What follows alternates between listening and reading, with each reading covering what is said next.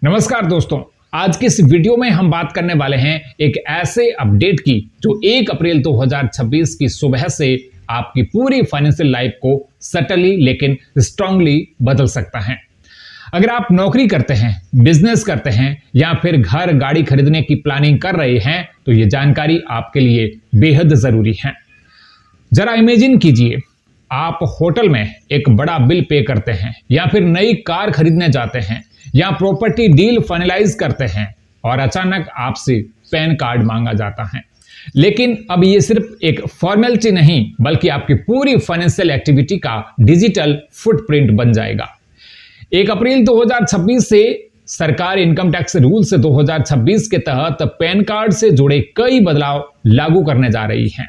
ये सिर्फ छोटे मोटे चेंजेस नहीं हैं, ये एक तरह का सिस्टम शिफ्ट है। सरकार का क्लियर मैसेज है, छोटे खर्च आसान होंगे लेकिन बड़े ट्रांजैक्शंस पूरी तरह से ट्रांसपेरेंट और ट्रैक्ड होंगे। अब सवाल यह है कि आखिर पैन रूल्स में इतना बड़ा बदलाव क्यों किया जा रहा है।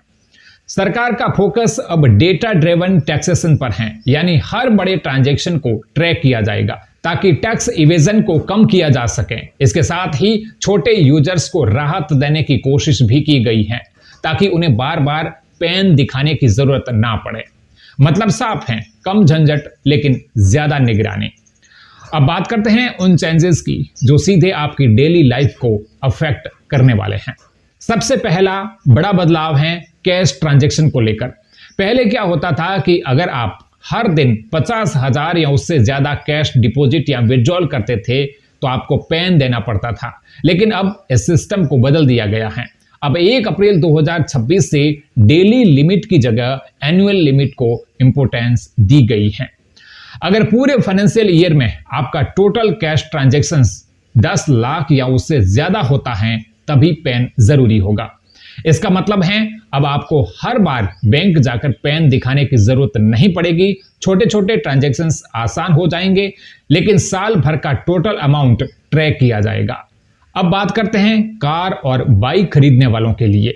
पहले हर व्हीकल परचेज पर पैन देना जरूरी होता था, चाहे वो छोटी बाइक हो या लग्जरी कार, लेकिन अब इसमें भी राहत दी गई है। नए नियम के अनुसार अगर आपकी गाड़ी की कीमत 5 लाख से ज्यादा है तभी पैन मैंडेटरी होगा। इसका फायदा क्या है? जो लोग छोटे बजट में बाइक या एंट्री लेवल कार खरीदते हैं उन्हें अननेसेसरी पेपर वर्क से छुटकारा मिलेगा, लेकिन हाई वैल्यू परचेजेस अब भी पूरी तरह मॉनिटर्ड रहेगी। तीसरा बदलाव होटल, रेस्टोरेंट और इवेंट्स को लेकर। आपने नोटिस किया होगा कि शादी, पार्टी या बड़े इवेंट्स में बिल बहुत जल्दी 50,000 पार कर जाता है। पहले इस अमाउंट पर ही पैन देना जरूरी था, लेकिन अब सरकार ने इस लिमिट को बढ़ा दिया है।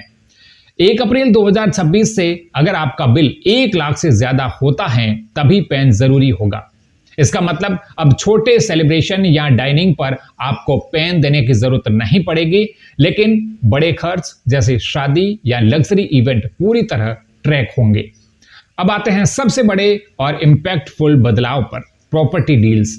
अगर आप घर खरीदने का प्लान कर रहे हैं तो यह अपडेट आपके लिए बहुत इंपॉर्टेंट है। पहले 10 लाख से ज्यादा की प्रॉपर्टी ट्रांजैक्शंस पर पैन जरूरी होता था, लेकिन अब इस लिमिट को बढ़ाकर के 20 लाख कर दिया गया है। पहली नजर में यह राहत लग सकती है, लेकिन इसका दूसरा पहलू भी है। अब बड़े रियल एस्टेट डील्स ज्यादा क्लोजली मॉनिटर्ड होंगे।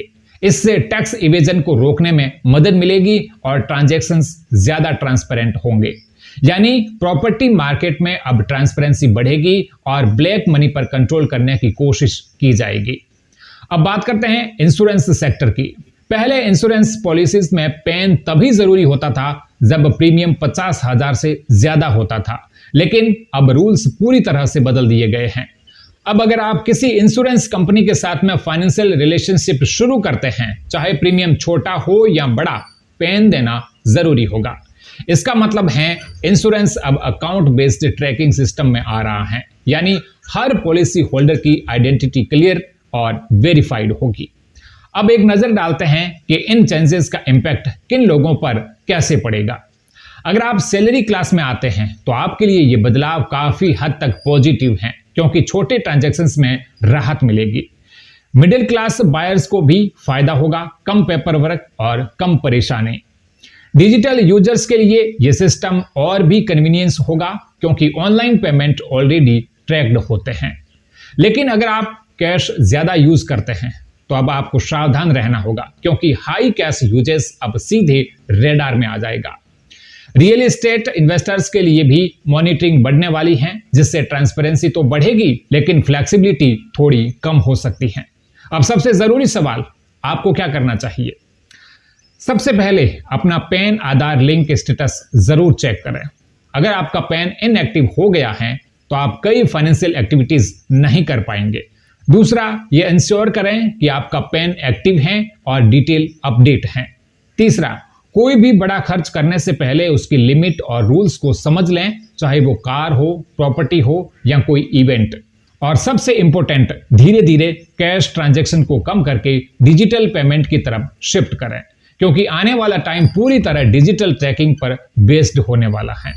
तो दोस्तों, बस इतना समझ लीजिए कि 1 अप्रैल 2026 से पैन कार्ड सिर्फ एक डॉक्यूमेंट नहीं रहेगा बल्कि आपकी फाइनेंशियल आइडेंटिटी बन जाएगा। छोटे खर्च अब आसान होंगे लेकिन बड़े ट्रांजैक्शंस पूरी तरह ट्रांसपेरेंट और ट्रैकेबल होंगे। तो अगर आप अभी से अवेयर रहते हैं, अपने फाइनेंशियल हैबिट्स को थोड़ा एडजस्ट कर लेते हैं तो ये बदलाव आपके लिए प्रॉब्लम नहीं बल्कि कन्वीनियंस बन सकते हैं। अगर आपको ये जानकारी यूजफुल लगी हो तो वीडियो को लाइक करें, शेयर करें और ऐसे ही फाइनेंशियल इंफॉर्मेशन पाने के लिए सब्सक्राइब करें।